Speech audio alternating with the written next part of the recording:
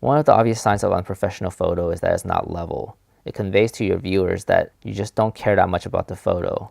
But sometimes no matter how carefully you try to line everything up, it's still not perfect. In Snapseed, there's a tool for rotation. There's also a perspective tool, which also contains a rotate function. One of the first things I do is try to level out the horizon. If I'm shooting architecture, I also tilt the perspective to straighten out the vertical lines. When you do this, Snapseed will try to rebuild the edges with content-aware fill. Sometimes this works really well, and sometimes it just comes out a little blurry.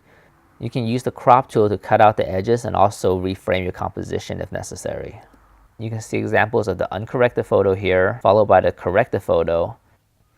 The same applies for small objects too. For example, in this food shot, I try to adjust the perspective so that the square bowl and dishes are aligned with the edges of the frame. You can click on the button on the top right to see the before and after. And here it is side by side. Another issue that plagues most small sensor cameras is the lack of dynamic range. In other words, the amount of shades your eyes see. So frequently either highlights are overexposed or shadows are underexposed.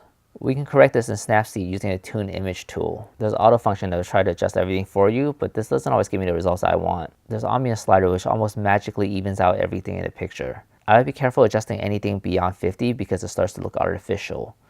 25 is usually the sweet spot. That's what I use for most of the adjustments in this example. You can bring the highlights down and the shadows up to recover a little bit from each end of the lighting spectrum on the histogram.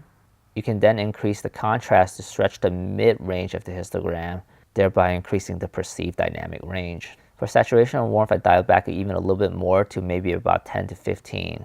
Here you can see the before and after, before on the left and after on the right. There's a little bit more details in the clouds and the shadows. It's going to be different for each photo, so you have to adjust accordingly.